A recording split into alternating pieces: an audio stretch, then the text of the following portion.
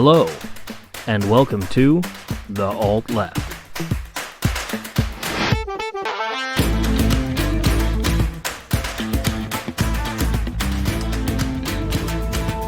Welcome back, everyone, to The Alt Left, episode 16. We're recording on March 16th, and it's going to be another fluffy, light, no controversy episode, little something people call abortion.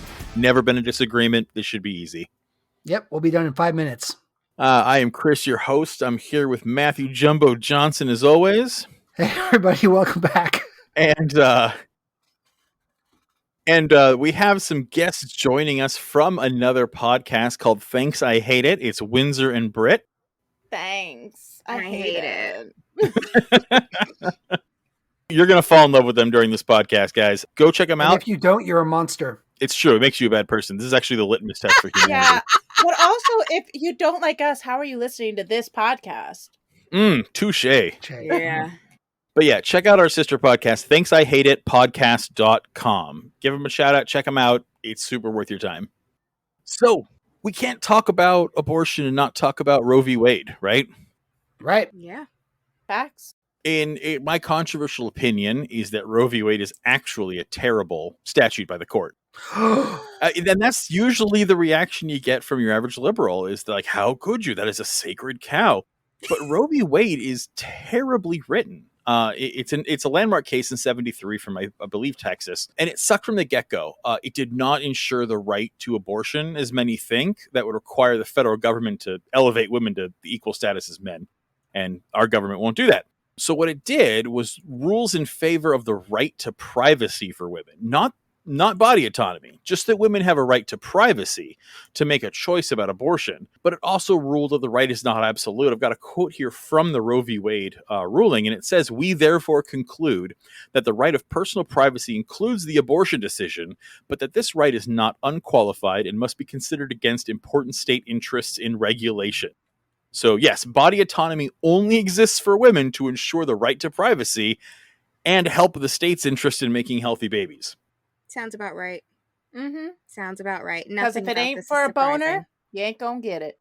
Yeah, and it just pisses me off because like this milquetoast, like limp dick half measure is one of the many times the Supreme Court has had the opportunity to ensure liberty and actually bring forth the humanity that they're supposed to do, and just completely failed miserably. You mean liberty and justice for all America? No. Yeah, Americans like to complain about communism only working on paper but not in real life. Should take a read of the Constitution. There's a lot on paper that doesn't get practiced in real life. Ever. It's all cherry picked. So I kind of just saw something online that really kind of was a thinking point. And they said that they don't think that Roe v. Wade is ever actually in danger of being tossed out, because that is what they're going to continue to use as their bargaining chip. It's always the threat of it to be thrown out. It's always the threat of it to be lost. However, if they were able to get that, they have then satisfied their boogeyman. And abortion is their boogeyman. It is their claim to morality. And if you get rid of that, what other bargaining chip do they have? What other way do they have to suck in their demographic? So when I heard that, I was like, you know what? You're right, because they had every single opportunity to be able to get rid of it when they controlled all of the branches of the government. They didn't. They threatened to, but they never did. That's actually a fair point. I mean, the Democrats do the same thing with the Republicans. Is they can't ever do any kind of death blow, even if they own all the houses, because the Republicans being scary and evil is what keeps Democratic voters putting them in power. Exactly. Yeah, it's always a constant give and take, and I think that's what a lot of people don't understand about politics. The Democrats just can't automatically, with a swipe of a pen, say we're going to give free healthcare to all. Just like the right can't say, we're going to take abortions away from everyone, because one, that's not how government works. But also then when it flips too hard, they will lose control. And then they'll also lose the bargaining chips on either side. So it's always a constant give and take with them. They're showing their chest and they're measuring their dicks. That's all they're doing. Ugh, no dick measuring. Like politicians always tend to do, they're probably coming up short. Most definitely They coming have up to go short. fill that Viagra. But I feel like that's an interesting thing, like a statement that you made about like the boogeyman aspect of it. So I know we've talked a lot about boogeymans and the boogeyman aspect on our show, especially when we were talking about human trafficking, which, side note, human trafficking got us banned from so many social media platforms. Oh, yeah, it did. We got in so We much got in trouble for trouble. this episode. Sounds like some good trouble to me. Yeah, Yeah, Thanks, QAnon. thanks, QAnon. what happened? Thanks, Obama. Thanks, Obama. I thought racism was over. So basically, we released this episode about human trafficking and trafficking survivors. We did it with Malice Podcast. I don't know if you all have listened to her, but she is a podcast. She does the psychological side of true crime. She's very successful. She came on our show. It was wonderful. She gave a great interview. And so we kept trying to promote this episode because we're like, we have great information from a professional who has done this work. And it was just ticking all the boxes all across Facebook, all across Twitter, all across Instagram, which is owned by Facebook. And we were getting like shadow banned and tags, and we were getting shut down. We couldn't promote anything for like 2 months. It was a whole mess. But we talked about the boogeyman aspect in that episode because a lot of what we would see on the news about human trafficking was a lot of boogeyman aspect, stranger danger, things like that. And so one of the things that I think that the right will do, in addition to saying like, oh, all abortions are bad, but they're not going to do anything about abortions, is they talk about how your tax dollars are paying for abortion so consistently. Your tax dollars, these people on Medicaid are using their Medicaid, which we pay for, to get their abortions. And why are they doing this? I feel like it's another boogeyman tactic, especially since if you look at, I believe it's the Hyde Act or Amendment or something of that sort. Yeah, the Hyde Amendment, yeah. Yes, the Hyde Amendment. Thank you so much. It states that Medicaid isn't paying for abortion unless it's medically necessary to sustain life or the result of rape or incest. So we're not using these dollars to just pay for everybody's abortion. It's not a situation where you get a punch card for abortions and when you get your 10th punch, you get the 11th abortion free. It doesn't work like that. Not at all. But I mean, it does in the Republican mind, but like absolutely not in reality. No, that's only for men. That men get that. But for Viagra? Yeah, exactly. They're 6 pills a month. And Planned Parenthood, it is literally written in their federal contracts that they cannot use any federal money towards abortions. And they actually release where every single dime went. As they should. Everyone should. As they should. If you get money from any charity or any government, you should absolutely be listing, where those funds went to. But most of their money goes to helping the poor community. Cancer Cervical screenings, cancer, birth control. Birth control. I get my birth control from Planned Parenthood. I haven't had insurance for quite a while. That's where I used to get condoms. No, condoms I get it Rite Aid, but that's where I would get STD tested. Yes. Yeah. You could even get treated for your UTI instead of paying $200 out of your pocket for your insurance or lack thereof. They'll give it to you $50, you're out the door. Yeah, the ultra religious right has this view that Planned Parenthood is some revolving door abortion clinic, and really it's a tiny percentage of what they do. Not all of them do abortions. We have, I think, I don't know the exact numbers, so I'm going to say 5. We have about 5 here in Connecticut. It's not many. It's Connecticut. We're small. But I think only one of them actually offers abortions. The other does abortion counseling or adoption counseling. They'll show you the resources to apply for Medicaid. They'll show you where to go if you choose to continue with your pregnancy, because one of the things they don't offer is prenatal care. But they'll help you get all that. And they'll help you get on WIC and stuff too, won't they? Yeah. And they'll even Planned Parenthood is great. help you with mental health services. Like if you're thinking of having an abortion, they'll help you through all of that. It's not like, okay, so, oh, look, I'm pregnant. I'm just going to go get an abortion. 2:00, I walk in, no more baby. It's not that easy. Fetus. No more fetus. Yeetus the fetus. This is what should be common knowledge. But again, at this point, we're expecting the alt-right religious, nut jobs to think about something factually with logic and with actual statistics and make their decisions based on reality. Yeah, they've just been so indoctrinated into this mayhem that You could slap them in the face with it, they still won't believe you. Just like you said, how it's become this propaganda issue for Mhm. the political right. I mean, I used to work for Greenpeace, right? Amazing organization, loved it. And I would talk to people about, like, signing initiatives, that kind of thing. They're like, well, if it doesn't deal with abortion, what are you doing about the babies? And it's like, it's fucking Greenpeace. What dude. are you doing about the babies? Well, and let's be clear here. This has nothing to do with saving the lives of children. That's because right. No, nothing. it really is about controlling women. And the big thing that you have to remember about this, nobody wants to see more abortions, left or right. No, like, what we absolutely want not. is for women to have the right to choose. That's right. So when you look at the data, we have numbers on this. The single most successful thing that you can do to reduce the number of abortions is cheap access to birth control Uh-huh. and comprehensive sexual education. Mhm. And whenever the measures come forward to increase those things, it is always fought down and fought back by the right, 100%. So the number one thing that would achieve the goal that they claim they want to achieve, they are against. The only thing they're in favor of is the one thing that allows them to control a woman. No one is ever going to convince me that somebody on the pro, quote unquote, well, it's not pro-life, it's really anti-abortion. Let's just make that clear Oh, now. yeah. It's anti-woman. Yeah, anti-woman. That's literally what this is. You're not going to convince me that you really just care about the children. You don't. Because if you did, you wouldn't be voting Republican. Like, you really think that would happen? You think that people in positions of power and authority would try to control women?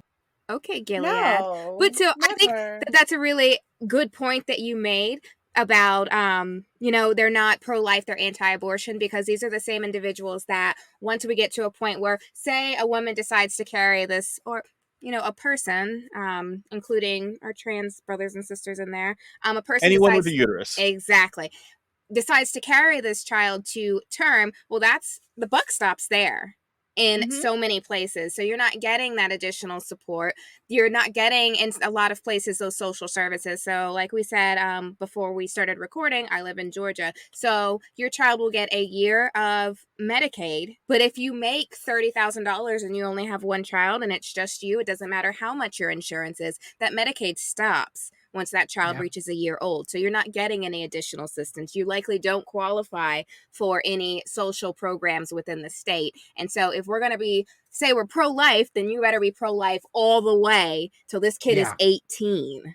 And if you're not, then you're not pro-life. Nope. But I mean, these people who don't want to allow women to have this choice over their own bodies, I mean, it's the same argument for America's rape culture. I mean, these are the same people that think Brock Turner did nothing wrong and that consent can't be revoked. It's the same issue. It really is. I mean, and from my point of view, again, as a cisgendered straight white male, I have a lot of stake in this game, right?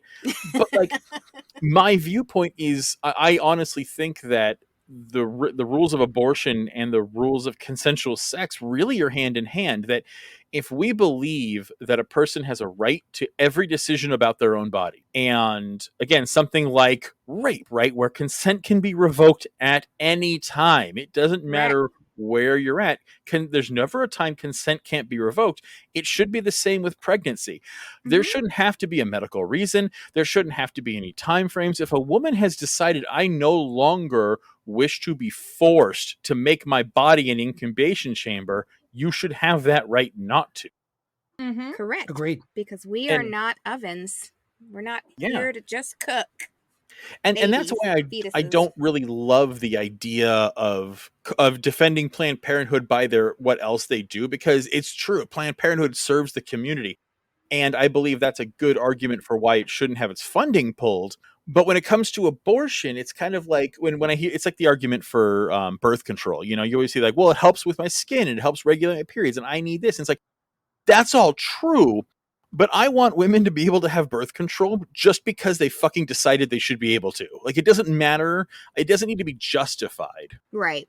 No, I get that. And I agree with that, definitely. Like, there shouldn't be a justification for me to decide, or anybody with a uterus to decide, when and how we are going to use our bodies or decide not to use our bodies. It's not somebody else's decision. It is very much a personal decision. And there should be no outside justification other than the fact that I fucking said so.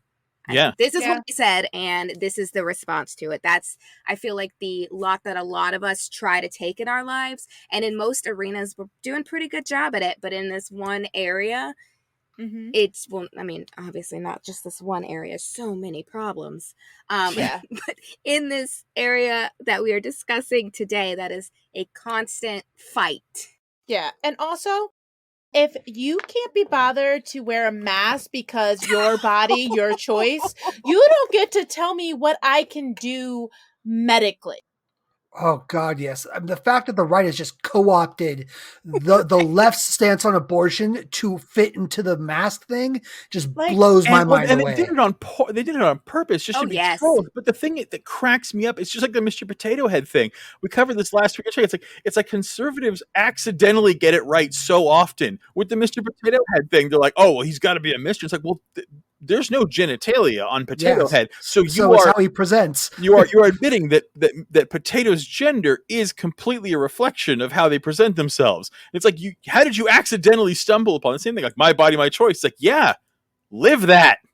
Yeah. Live it, love Agreed. it, be it. And wear your mask when you're outside protesting the abortion clinics. How about No, that? Mhm. Just don't protest the abortion clinics. Oh, don't do that. But like the sheer hypocrisy of it is infuriating. So I actually, when I was looking into articles for this recording, I found one where there are a number of groups that are targeting Black women because Black women have historically had higher numbers of unwanted pregnancies, meaning pregnancies that were carried all the way to term, and disproportionate, according to this website, disproportionate abortion rates compared to the population.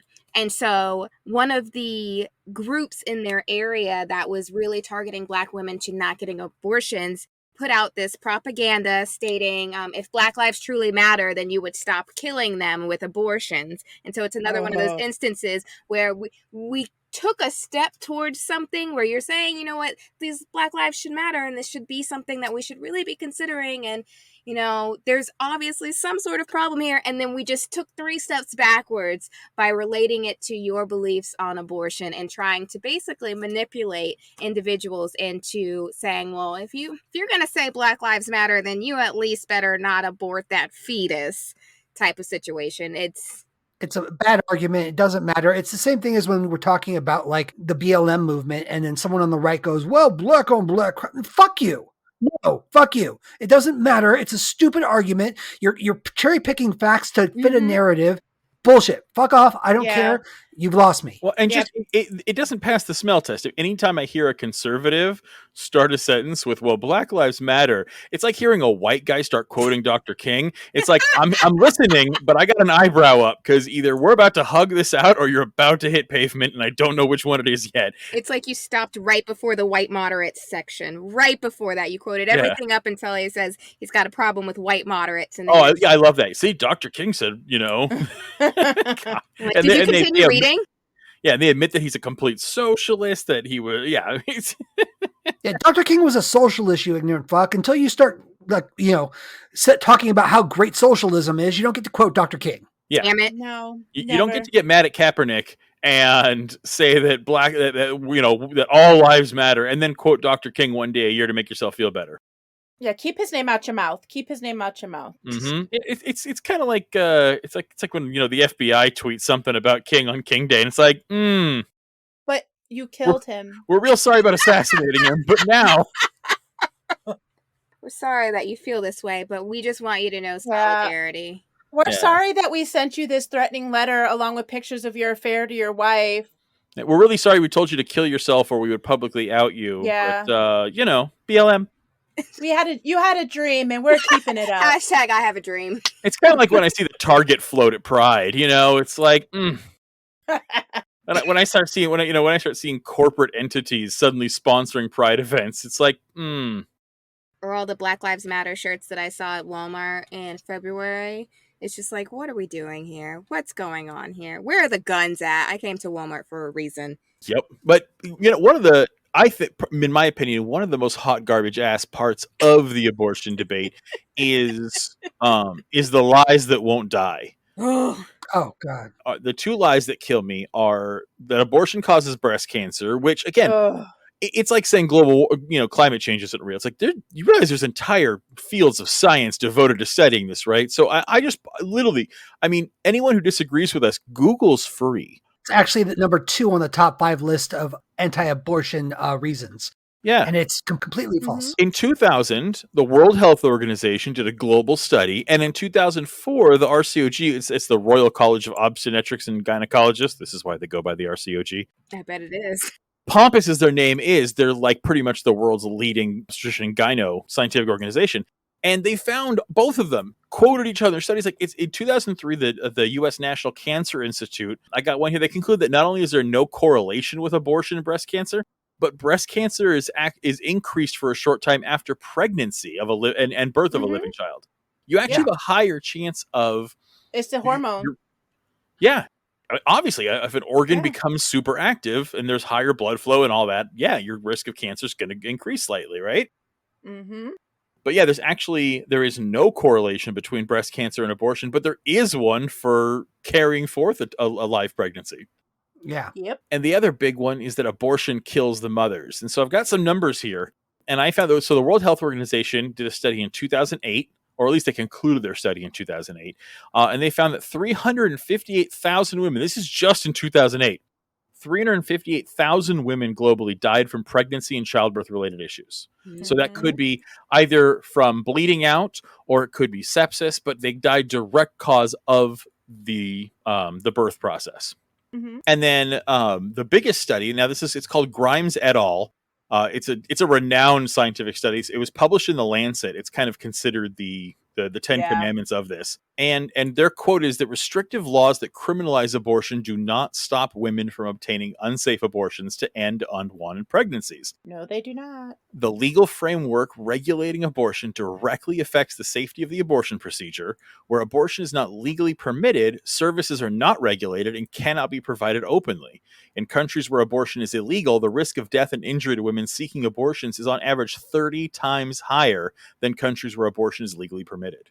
Well, and that's the big thing too. And this is, again, where you get into this weird right-wing logic. A common thing that they'll say is, with abortions is we need to make them illegal so that we can stop them. Well, one, stopping them doesn't make them illegal. It just makes them more dangerous and underground. Right. Mm-hmm. But what's even weirder about that is... we should make murder illegal. Right? That'll finally end. What's weird is when you flip that argument around for let's say gun control, which we already talked about, or drugs. No, we have to make those illegal. We have to make it's this weird logic behind them where they think that everything that they don't want, if they just make it illegal, it'll go away. But everything they do want, for instance, guns, well, no, we can't make guns illegal. We have to have more and more guns. That's the only way to really solve this problem. It's just this weird twisting on their head. It's like you were saying earlier. They almost get it right, but they just, it's only in things that they get it wrong. You know what I mean? It's like America will never learn the lesson that prohibition doesn't work. There was a Guttmacher, and I'm sorry, I've got a whole page of stats. I'm only cherry picking a couple, but there's one from the Guttmacher Institute. They surveyed 197 countries, and they specifically found that restricting access to illegal. I'm quoting them. Restricting access to legal abortion does not reduce the number of women trying to end unwanted pregnancies. Abortion rates are roughly equal when comparing world regions, regardless of what the law permits. An estimated 70,000 women and girls die worldwide each year as a result of unsafe abortions, and millions suffer severe complications. And then they quoted the World Health Organization from 2007 saying all of unsafe abortions in 2003, 97% occurred in developing countries with restrictive abortion laws. Yep.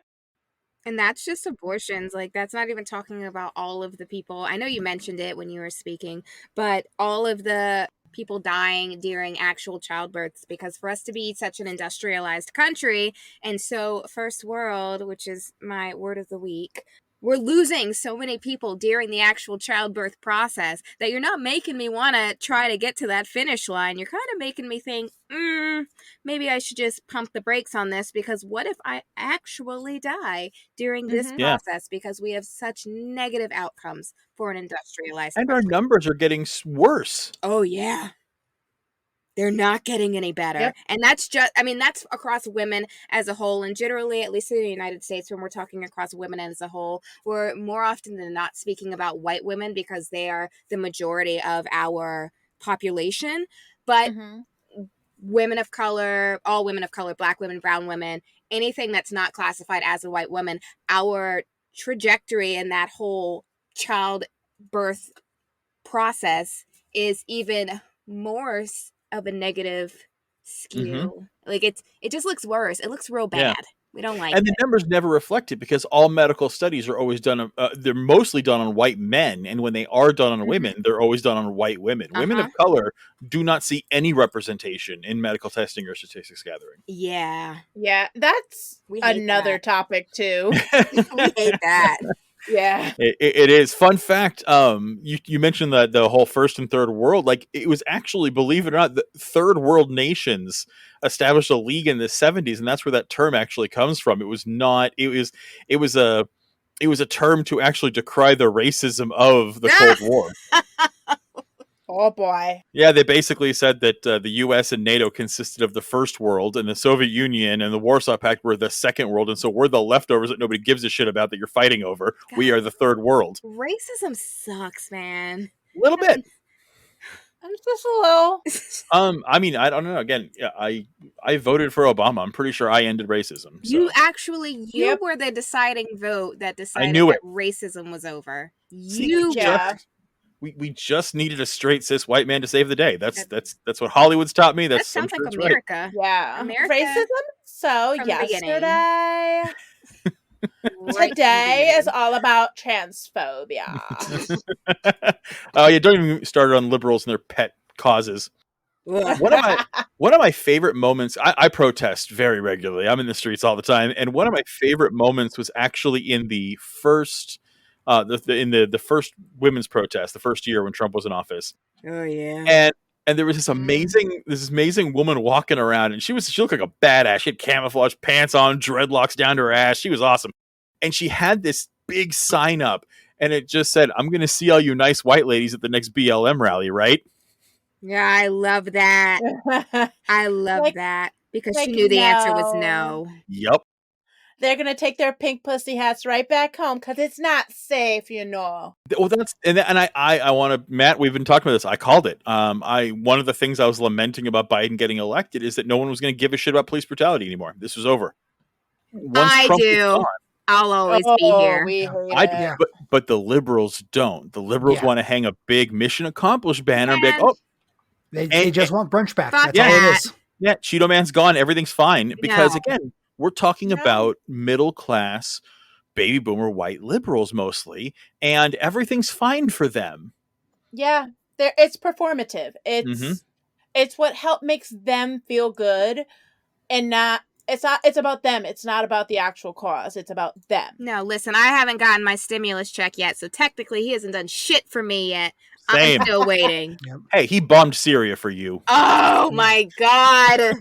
The Syria. There was no. But he didn't do it the second time. Don't do it in my name, damn it. This time with no malarkey. He campaigned on $50,000 student loan forgiveness and then said 10 and then hasn't done anything since. So if that isn't for you, then I don't know who it's for. Are we going to be surprised? He's the one who made it illegal to declare bankruptcy on student loans. Thanks, Joe Biden. He did all of that directly for me because he knows I have student loans from here to hell. He did it for me, by me, with me. Damn it. Thanks, Obama. Thanks, Obama. Biden. Oh, Biden. We'll just make him more Irish. Thanks, Biden. He's not Irish Catholic enough, right? Nope. Not at all. And actually, speaking of Biden and abortion, nobody said anything about those two things together. No, what's the next sentence that's coming out here? That's actually when I did earn some. He earned some respect from me. During that. Listen, shut the fuck up. Was during the vice presidential debates when they asked him about abortion back, when debates were actually, cordial. Mm-hmm. And he said that even though he's Catholic and he doesn't believe in it religiously, he doesn't believe that the government should have a right over a woman's body. What year was that? That was 1984. Yeah, no points. 2008. No points. If it was after 1979, you get no points from me. If you hit the 80s and didn't realize that women are humans, you get it's like Hillary was like, okay, gay marriage is okay now that I'm running for president. Fuck yourself. Yeah. Like no, that you want to talk about performative. That's Yeah. what it is. Oh, I'm glad you showed up to the party 30 years too late and now you want a fucking parade. Sorry, not Big everybody can be parade. like Bernie. A pride parade. That's But like, that's just it. Everyone should fucking be like Bernie. That's the standard we should be holding politicians and to. everyone can. He's not even radical. That's the best No, part. he's a centrist. He's centrist at best. Yeah. He's definitely, by world standards, you could call Bernie left-leaning centrist, maybe Yeah. liberal even. He's definitely not far left. Yeah, I was watching some TikToks about a girl from Germany explaining her country's parties because they have like 5 of them. I saw that one. And That was a good one. They go left. And I Oh, was yeah. like, okay. As they should, if you care about Yeah. your citizens. They absolutely should. I mean, they learned from their past, something we obviously have not done. Oh, speaking of white problems, abortion is a problem overall, obviously. A woman's autonomy of her own body, literally having control of that which you possess. It is entirely you. So there are a number of negative outcomes when we limit abortion, and a lot of those negative outcomes actually impact women of color a lot more than they would impact, say, your average white Mary Jane. So, like I said before, women of color tend to have more unwanted pregnancies, and they tend to carry more of those pregnancies to term. And they have disproportionately more abortions than their white female counterparts. A lot of this is because of, like you guys said, lack of access to appropriate contraceptives, and also just good old-fashioned racism within healthcare. So I had an experience, and I never realized this was an experience until, 15 years later. So I had a child that was inside their guidelines for viability. So that's one of the reasons that we have those strict guidelines of after 24 weeks, it's considered a latent pregnancy, abortion, whatever. So I had a child within those guidelines for viability. Like 24 weeks is where they try to make that cutoff. So I had a baby at 24 weeks or so. And one of the things that they tell you is like, this baby, it might not be viable. We don't know, which I think that completely makes the viability guidelines complete moot, because why are we saying that these are the guidelines? Because this is when a child or, a fetus can live outside the womb and be viable, when that's actually bullshit. But when I actually went in to have this child, I had a number of doctors telling me that I wasn't in active labor, and I actually was. And it took me about maybe 10 minutes to actually have this baby, because I spent so long trying to convince people that I was having this baby.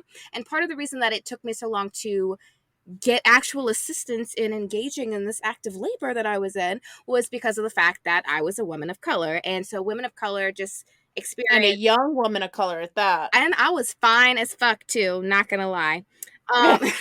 But and you could have gotten steroids in that time. They could have tried to stop your labor. But young woman of color, we're not gonna listen to her. Fuck her.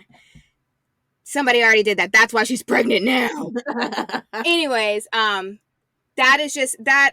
It feels like a trope at this point, but it's just reality. Reality is that women of color receive disproportionately worse medical care than our white counterparts. And it's rooted in racism. It's the belief that we can deal with more pain. We can deal with, we don't need as much medication. We don't need as much this. We don't need as much that. It's all bullshit.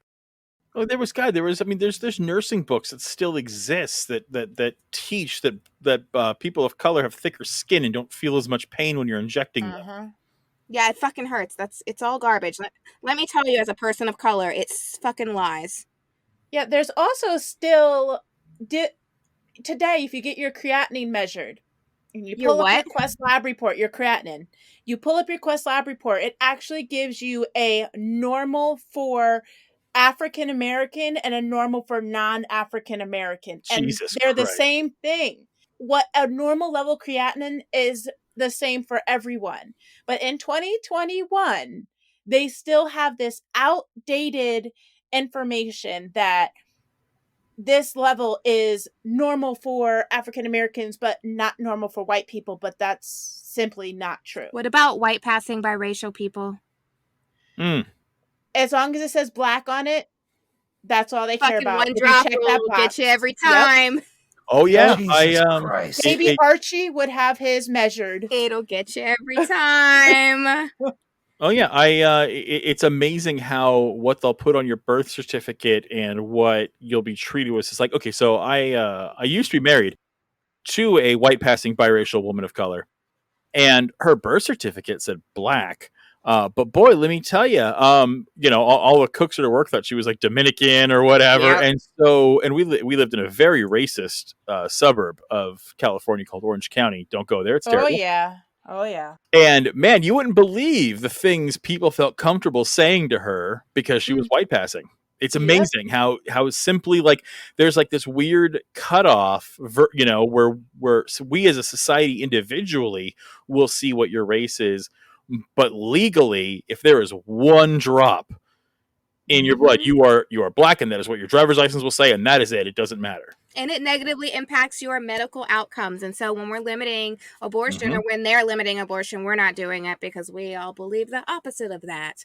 They're making it more likely that these women are forced to try to carry to term, and then they're dealing with that higher rates of fetal morbidity, higher rates of loss of life during the actual birthing process. So we're pushing people towards this, but we're not offering any solutions to make it less likely that women of color are going to have those unwanted pregnancies. We're not making sure that we're all getting that much, much, much required sex education, appropriate sex education. And that's something that we talk about in our episode that'll be coming out actually the day after this, where there's a difference between inappropriate and appropriate sex education. Inappropriate is obviously abstinence education, like because abstinence, it's bullshit, and it doesn't fucking work at all. In fact, I think the highest rates of abortion happen in abstinence only areas where that's all they teach. There's billions of humans on the planet because people like to fuck.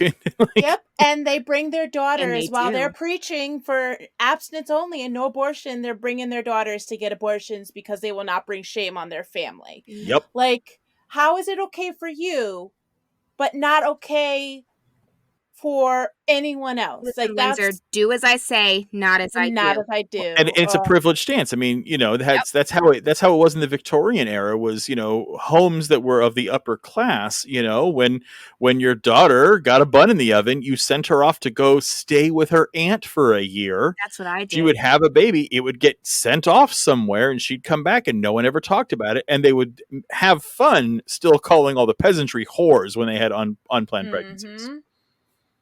That level of hypocrisy is always a luxury to the rich. It's very Bristol Palin in my... Yeah, just a little bit. They could see Russia from their house. Oh, man, that's Bristol Palin's a name I haven't heard in a while. It's very deep cut stuff right there. I like it. Family. Oh, that was my favorite. I loved it. That's almost as good as Cheney's daughter being gay. It's just so good. It's just so delicious. It's what you need sometimes. Just a little bit. But if we also want to talk about, trying to redirect here again, we want to talk about how to prevent abortion. No. All right, so we talked about proper sex education. We talked about access to birth control. How about we enact what they're planning on doing? And actually, Mitt Romney has also put a bill in motion for a basic living. You're basically getting your tax credits during the year. It's a basic living wage, and they think they're doing like $300 a month for a kid. Why don't we do that? Who the fuck can raise a kid on $300 a month?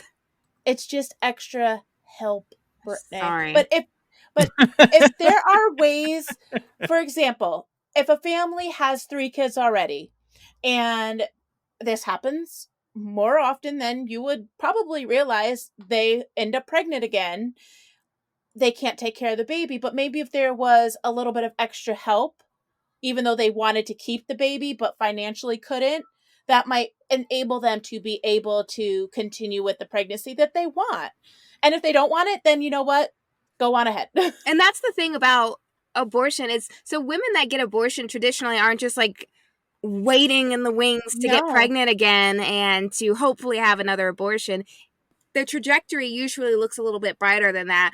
You're more likely to continue your education. You're more likely to go out for advancements at work. You're more likely to do some of these things that you wouldn't have been able to do had you carried this baby Yeah. or this fetus to term. And so I feel like it's a cute idea. Oh, it's cute, Mitt Romney. But it's also like you're taking away that opportunity Yeah. to say, all right, well, I didn't fucking want this anyways. It was an accident, because people make mistakes. We are human Yeah. beings. That's like our favorite thing to do, is make a mistake. Yeah. But making one mistake should not hinder you for the rest of your life if you do not want it to. And if you should always have a clear out.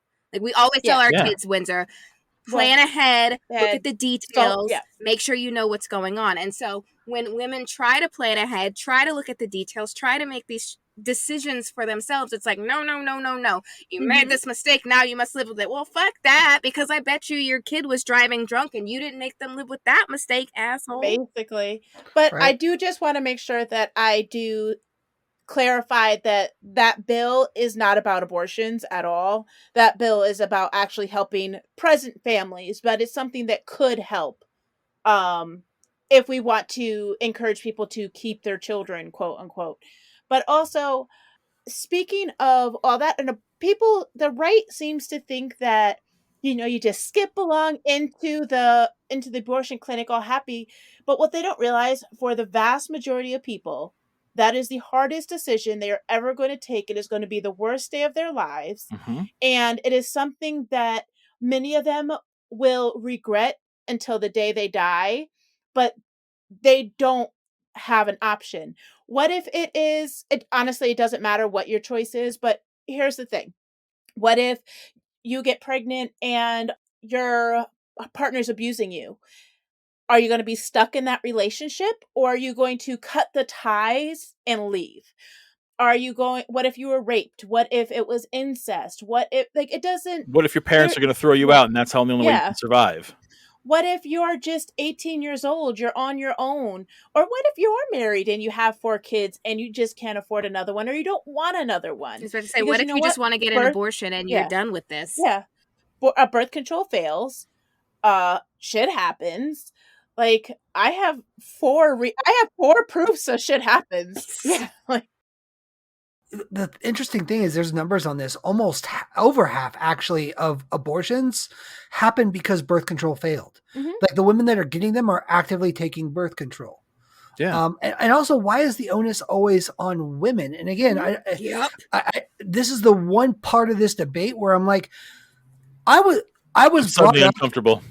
I was brought up to always wrap my shit up when I went out. Like, the onus was always put on me and my family. Like, when I came of age, both parents started buying me condoms. Like, I didn't even ask for them. Nice. They just got them for me. And I was like, it didn't even occur to me that things would be different until I was about like 17. And like all my friends, like everyone starts really catching up at that point. And so the conversations became less about guys making shit up and more about guys actually having sex. And none of my other guy friends would ever put on condoms. And they're like, are you kidding me? Half of that group of guys got pregnant by the time they were 21. Or their legs turned green and fell off. Pregnant, I should say. Yeah. And then the girls are whores, or... Oh, yeah. It's the women are always at fault when something wrong happens. But yeah, I got to tell you, it's like when I see on TikTok where you hear about 20-something-year-old men who didn't know they were supposed to wash their ass. And you're like, oh my God. Yeah, what? Yeah. I was raised by 3 generations of women. There was no father figure. It was raised by my older sister, my mother, and my grandmother. Same. And my sister, when I was like 12, is the one who was like, this is what a condom looks like. This is how you put it on. And here's 10,000 reasons why you need to fucking wear it. Like, I was given that talk by multiple women who raised me. And then, same thing. I go to high school and people are like, what condom? It's like, what's wrong with you? It'll make you so you can't feel it. It's all bullshit. Bullshit. Yeah, it's all bullshit. I'm telling you right now, any woman that's out there, if you are young and impressionable and your boyfriend is telling you that he can't feel it when he wears a condom, he's fucking lying and you need to dump his ass. He's also lying if he says he's too big for a condom. Yeah. Oh, that's bullshit. You're not too big for a condom. Anybody who buys a Trojan Magnum is a fucking liar, because a regular condom fits over my entire forearm. Number one. Yeah. And Again, Also, prepubescent boys will fucking come with a stiff breeze, okay? There is Yeah. nothing that's going to stop a prepubescent boy from ejaculating. Yeah. Not a single thing. but on top of that, it's like, okay, does not wearing a condom feel better? Sure, but so does driving on the freeway on cocaine. Doesn't mean you should do it. Right? You know what also feels better? Not Yeah. having children. Yeah. No unplanned pregnancies. Not getting Yeah. syphilis. Not like that feels great too. Did you guys have any more facts on your list there? My last factoid I would put out that I found really interesting while doing a little bit of research is a CDC report I found. And they did a study from 2003 to 2009, which is at this point still the most recent because they do them in blocks. And that's the most recent period for which we have credible figures. The national mortality rate was 0.67. It was less than 1. 0.67 deaths. So that means one person got really, really sick, and that was it. 0.67 deaths per 100,000 abortions, right? In 2009, a total of 8 women died due to abortion. So 8 women across the country in 1 year died due to abortion. Now, tragic as that is, compare it with fatal reactions to penicillin. Ooh.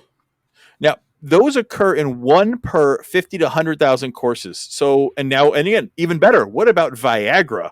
According to the Association of Reproductive Health Professionals, it has a death rate of 5 per 100,000 prescriptions. But you don't find legislators calling for a ban on Viagra. No, No, they want you that erection don't. to last 4 hours or more. Come on. Oh, God, that sounds awful. Oh, seriously, why would anyone want that? I don't know. I mean, Matt and I cuddle for a good hour afterwards, but that Yeah, but there's no erections in it. It's literally just spooning. it just sounds chafy at a certain point. But Yes, can concur. I Like mean, there's only so much How astral can life. you concur, Windsor? Is there something I don't know? I don't think that I would last 4 hours. Oh.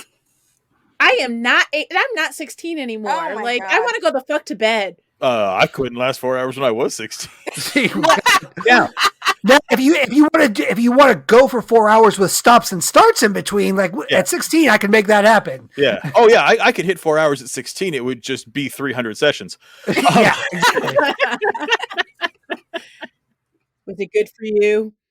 But with that drug statistic, it's not a good comparison. The only directly relevant comparison of risk in regards to abortion is death and issues with childbirth, right? Mm-hmm. So the numbers on that one is the death rate is 8.8 women for 100,000. So remember, abortion is 0.67 for 100,000. Viagra is 5 per 100,000. And childbirth is 8.8. This is now in modern day. We're not talking about back in the day before they knew germs were bad. They didn't rub horse poop on your wounds for funsies. This is now 8.8 women per 100,000. And continuing pregnancy is 12 to 14 times as potentially fatal as ending it. And maternal mortality rate is rising in the US as it's falling around the world. But curiously, no one suggests that obstetricians be compelled to read pregnant women's scripts about the dangers that lie ahead before sending them home for 24 hours to think about whether they should proceed with a birth. That's what I do. I stand outside of OBGYN offices and I'm like, listen, you don't want to do this. This could be You just look at terrible pregnant for your women, you're like, are you health. sure? Are you sure about this? Have you thought this all the way through, Susan, whatever your name is? Susan. One of the big things I think we should like kind of end this on though is the biggest argument that I think has really come back in favor by the right. And that's this argument about late term abortions. Cause like the Cheeto mentioned that like got on this, like I think back in like 2019 and they've just been, you know, how they are. They just wrap their mouths around that Cheeto dick and just keep sucking. So the right is just going to do whatever he It's says. all And they've dust. been on this one. Yep. Yep. But like that's the biggest argument that I've heard is this fight against late term abortions. It is important. And- Honestly, it's just as compelling as the fight against unicorns. Why would you want to fight against unicorns? You don't even know. They look all nice and don't buy into that. It's propaganda. It's racist white propaganda. Unicorns are here to eat your honey and your babies. Yeah. The- No, the- they steal your babies, jab Yeah. their horns through them. Yeah, they're just land narwhals. They're awful. You don't want them. Don't buy into the unicorn propaganda. It's Oh, just don't do that. no, It's like no. they're little changelings. You're being tricked by the Fae. Speaking of the Fae, The basehead Fae.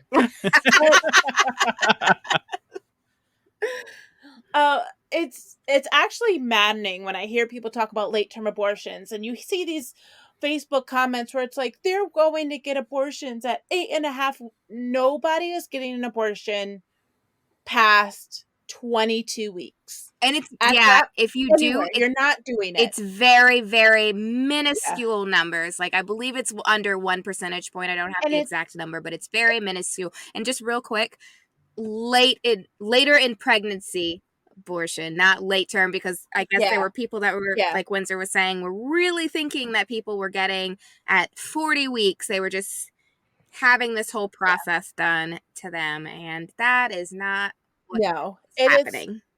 It's actually less than 1%. Yeah, it's not happening at all. And well, that sounds like a big issue. Yeah, of course it is. And less than 1%? You mean like the rate of death for abortions? But the problem is that almost every single one of those abortions, I don't want to say 100% because obviously I don't have the statistics for that one, but I think it's fair to say that 99% of those are wanted pregnancies. You have named the baby. You have started to put nurseries together. You've named godparents, or if that's your thing. And then you get news that will change your life forever. Like it has no brainstem, or they have no chance of life outside the womb, or continuing with the pregnancy could kill you, or you like, these are not, it's not something where it's like, okay, well, you know what? It was a fun 5 months, but I don't want to do this anymore. And at that point, it's not an abortion how you would think of an abortion, where you'd go into a medical facility and they do a DNC. No, they just induce, don't they? Yeah, they induce your pregnancy. You literally have to sit there, go into labor, and deliver your baby. Yep. And sometimes for those parents, that is the only time that they're going to get to hold their live child, and they get to say goodbye. And some parents choose to go the entire pregnancy because sometimes they're able to donate organs or what have you. But nobody is just walking into a hospital 8-9 months pregnant saying, I don't want this baby anymore. You know what they're doing when they're walking into the hospital 9 months pregnant? They don't want the baby anymore. They're giving it up for adoption. Safe It's haven. not a thing. Yes, it is not a thing that, and just by saying those things, you're invalidating so many people's experiences and just mocking literally the worst thing that can happen to you, the death of your child. Yeah. It is all taking what is already a horrendously emotionally crippling experience and just piling on top of it. It's on top of biggest dick move you could do. Even though it doesn't happen, I still want people with uteruses to have that right. Again, kind of comes back to the consent thing. I have never been 9/10 of the way through a sexual encounter and then she's been like, did I leave the gas on? Gotta go, bye. That's never happened, but she's got the goddamn right to do so. That's right. And so do you. Like, yeah. And that's the other thing too, is that everybody has the right to body autonomy, and men get it all the fucking time. Mm-hmm. And all they want to do is just impose their will on women so that they can't have it. I don't understand this. It sounds like a very man stance, actually. It is. It is a very male stance. It's because, again, cisgendered straight white men have been in control of 99.9% of the rights and legal statutes of the country. And now it's like 99.8%. And that's very upsetting. And literally what you're watching is the ultra, ultra privileged losing their shit over incremental change. Mm-hmm. Which just goes to show what side of history you're on. Oof. Yeah, and also they want to talk about heartbeat laws. Let's talk about fucking heartbeat laws real quick. So mushrooms have heartbeats. So what you see on those first few ultrasounds, that's a flutter. That is an electrical impulse where the heart would be, but it is not the heart. Mm-hmm. It is not a heartbeat. The baby, that's why we have age of viability. The youngest baby that I think have ever lived was maybe 21 weeks. And when the odds were against that baby. They're against they're against it for quite a while. A while. Which is really funny because they always use a religious argument. And according to the Torah, life begins at birth, not conception. And it does. And there's a lot of debate whether or not the baby has souls or has this. But regardless, it's still the woman's Yeah. choice. Yeah. Take Well, it's like that we said debate to your before. philosopher, not to Congress. Yeah. Well, yeah, and that's the thing. I think this is now the third episode where we've said this, but I think it bears repeating. We have separation of church and state in this country, and what that means do? is, Do we though? well, the idea is Theoretically. there. Theoretically, It seems like in America, all you have is the freedom to pick which way you worship Jesus. I agree with that, but on paper, this is what it's supposed to be, which means if your religion says don't get an abortion, in your mind, then you go get an abortion. You do not get to impose your religious beliefs on others. You don't get to do it to discriminate. You don't get to do it for body autonomy. I don't care what your religious argument is. I've said it before. I'm going to say it again. The moment you start saying my religion says, I don't give a fuck what your religion says. You go practice your religion in a hole somewhere. Leave everyone else the fuck alone. Yeah, basically, like if your religion is against gay marriage, then don't get gay married. Super simple stuff. Don't if it's against abortion, then don't get an abortion. But I want to get all the abortions, and don't come at me about it. That's where they're coming to you. Joe Biden and Bernie Sanders are bringing socialism to your children to turn them gay and give them abortions. Ooh, You really? know what? I hope so, because my son could not handle a child at this age. Me and your son have a lot in common. But you know what? Like, if you want to have 15 abortions, you know what? I want you to be able to choose that, because it's not my fucking business if you want to have 15 abortions. It's your fucking body. That's right. Mm-hmm. I've got nieces, and I was having a conversation with my sister about how because she's talking about, raising women as women, as a woman. And, we were talking about how just creepy it is about fathers in male obsession with having sexual control over their daughters. And I was like, don't get me wrong, I'm a protective uncle, but like, I want my niece, I don't care. I want her to have my rule on how much dick my niece gets one day when she's old enough.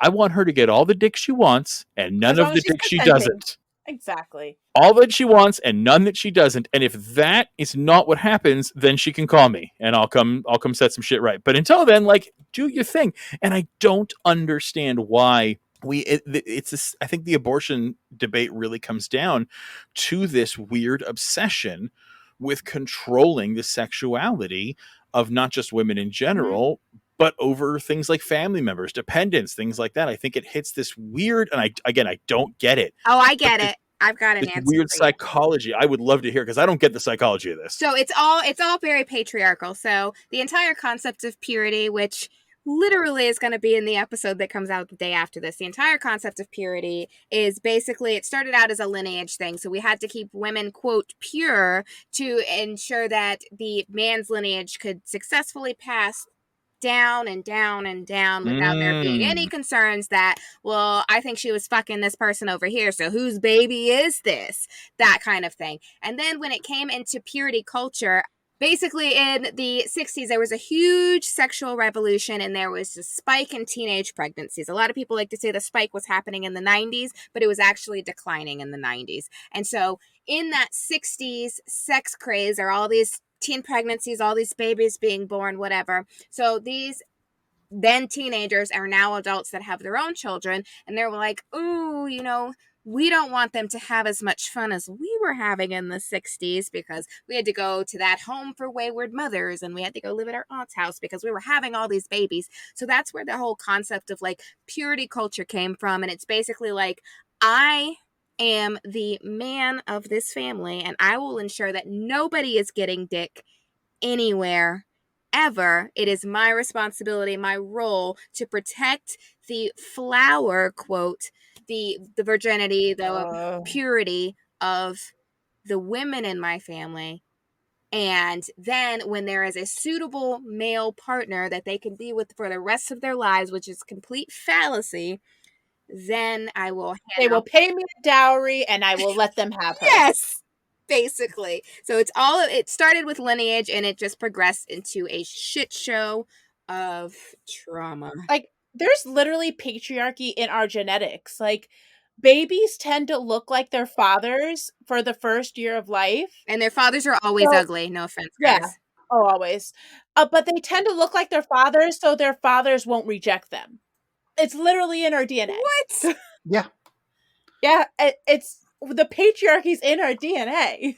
Story of my life. But like basically in conclusion, if it's not your uterus, it's not your business. Stay out of it, deuterus. Pretty much. Oh, perfect. Yeah. Not your uterus. Stay out of it, deuterus. Put it on Oh, a I like t-shirt, that. Windsor. Oh, yeah, do it. We'll plug it on our Insta. Yeah. We're gonna do a sticker. Yeah, but yeah, I completely agree because this issue, anybody who has a uterus has a stake in this game, and anybody who doesn't. And it's real easy for people who have no right to make this legislation, have no experience and no background in it, to make sweeping decisions and sweeping legislation that is bigoted, it is racist, it is sexist, and it has no place in a modern society, which is why you don't find it in modern society, except this backwards shithole of a country called America. So that's our take on this. And if you agree, if you disagree, talk to us, send a message, let us know, what your thoughts on it. We'll always give you a shout out on the show. And speaking of it, Matt, is anyone still listening to us? Absolutely. So in response to last week's episode, we got a response from a user on Instagram, Xmas Monkey. Thanks for touching on such a big and controversial topic. This is about our physician-assisted suicide episode. My dad is Catholic, so unfortunately this was never an option, but I wish someone had asked him before he got to a point where he couldn't use this as an option. Talking about PAS or death with dignity is so important. There's a great documentary on Netflix about this, though now it's technically outdated since it was made when only Oregon allowed it. Thanks for the pod. Always enjoy hearing it. Oh, well. That's both sad and touching. Thank you very much for reaching out. Always talk with your family about your wishes. Mm-hmm. Yeah. Make it known. And that's the other thing. If possible, write it down too. Yeah. My wife and I have recently just started talking about doing this because there are tons of situations out there where family members will fight against it. We talked about Terry Schiavo. That was a big one. Is you have to make it known and known legally so that nobody can go in there and do something that you don't want done. Fun fact on that is if, say you have a DNR bracelet, say you have a heart attack at your house, if a family member rips it off, you have to, as a paramedic, start resuscitation. Yep. It's not until you get to the hospital if you have your DNR on record there, but until there, the paramedics have to keep you alive. Damn. Oh yeah, it's the insane amount of lack of patients' rights that happens and patients' will because of liability is crazy in this country. But not surprising. No. And then there's 3 more. So 2 of them we absolutely have to hit because one of them is from our gun rights episode and I missed it. Marcus Carpenter just wanted to give us a heads up that he agrees with our points on the gun rights issue. Also thinks the right is incredibly hypocritical. And he's an avid listener, so we want to give him a shout out. Defund the police, arm communities of color. Other one I also missed. This was on iTunes, and I know that the Things I Hated Girls probably have some insight into this, but iTunes is so hard to track like what your reviews are and stuff. Yes. This one, for some reason, was one of the more recent ones, but it was on the bottom of the list. So I completely missed it. So this is from Witz818, WITZ. The alt-left is a fantastic group of guys that share their takes on big topics.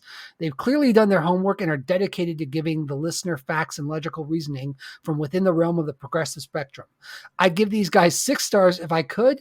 Their interactions with the community shows these guys care about their listeners as well as what they're doing. Highly recommend. You guys are awesome. Well, thank you very much with 818. You're special to us too. And then the last one I wanted to do actually happened yesterday, and it really kind of hit me. It was really sweet. For those of you that don't know, I tend to do a lot of the promotion for this podcast on social media. Twitter is one of my main avenues that I'm focused on, but I'm all over the place. Well, one user on Twitter responded to kind of one of my just blasts about promoting the show. She basically was like, I liked the way you responded to these, so I'm going to check you guys out right now. And then literally I think it was like 2 hours later, I got a second follow-up response from her. This is listen to assisted suicide death penalty. Great episode. Gonna play the death penalty part for my husband. This is the only thing we disagree on. Looking forward to listening to all your podcasts. So this is from Jersey Girl 782. Thank you so much for that. Like, honestly, little things like this really mean the world to us. And it's because of people like you and fellow podcasters like the Things I Hated Girls here that keep us going with this. So thank you from the bottom of my heart.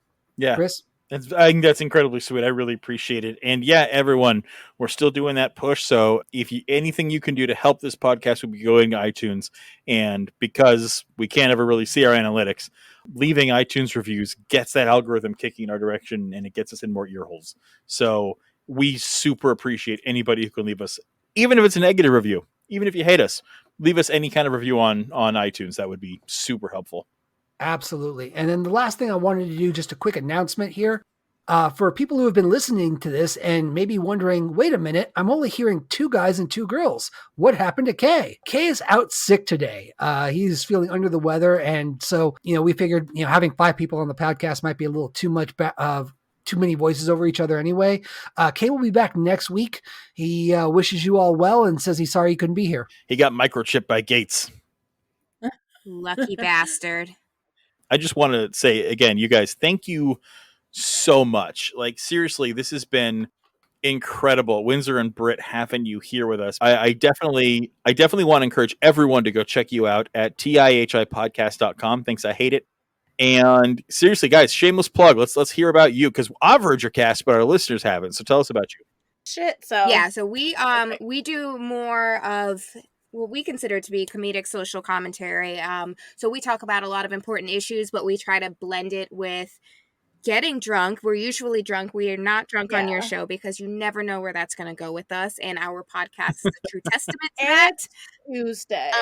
Making terrible, what I call mom jokes, and maybe acting like 13-year-old boys and making a lot of sex jokes. But it's basically, Always. in a nutshell, in between the drunkenness and the laughing, we each week try to bring, for the most part, an important issue, try to bring facts on it, because we want to, in the only way that we know how to, bring important information to people. Now, that is not always the case. There have been some try not to laugh episodes, especially when we're feeling a little bit depressed or when we were feeling overwhelmed.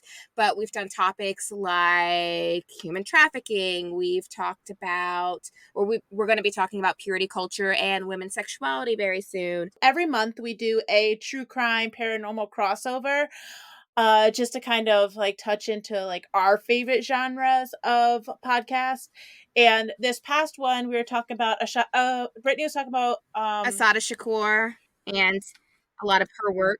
We our episodes drop every Tuesday, religiously.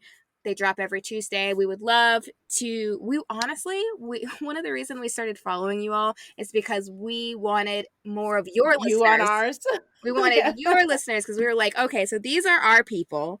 So how do we tap into their people? Because those are the people that we want listening to our show. So yes, definitely. Just and I hope they do, because again, just like Matt, same thing. Like, I've done listen for listens, and there's honestly been only a couple of podcasts that I have talked to, that I've listened to more than once. You guys are fantastic. Honestly, it's a fucking hoot every time. And everyone, honestly, I can tell you have our full endorsement. Everyone, at least check them out. Check out tihipodcast.com. Thanks, I hate it. It's on everywhere. It's on. You guys are on Pandora, right? Yeah. Yeah, they're on Pandora. They're everywhere. Just check out Thanks, I Hate It, and it's going to be a good time. It's worth it. Yep. Hope so. Yes, we hope so. And also, if you like us, let us know with those 5-star reviews on Apple iTunes as well. And when you're done with that one, if you didn't leave a 5-star review for Alt Left, make sure you do so too. Right? You should have been done that. Aren't we working to get to 50 so we can pick your topic? Isn't that what we're doing? Do it. Yeah, that is the goal. Yes. 50 to picking their topic. And you can send all their topics to me, and I will make the decision. Do it. Sounds good. I'm into it. But yeah, thank you guys for being here. We super appreciate it. And honestly, we would love to have you back anytime. If you ever want to talk about a topic, please, you're welcome back anytime. We consider you guys friends of the show. Come join us. Yep. Absolutely. We'll be back. And from us here... And from us here at the Alt Left and everyone at Thanks, I Hate It, we want to wish you guys a great week. Thank you for being here. Thank you for listening. Thank you for tuning in. We will see you next Monday. And until then, remember, the revolution is you.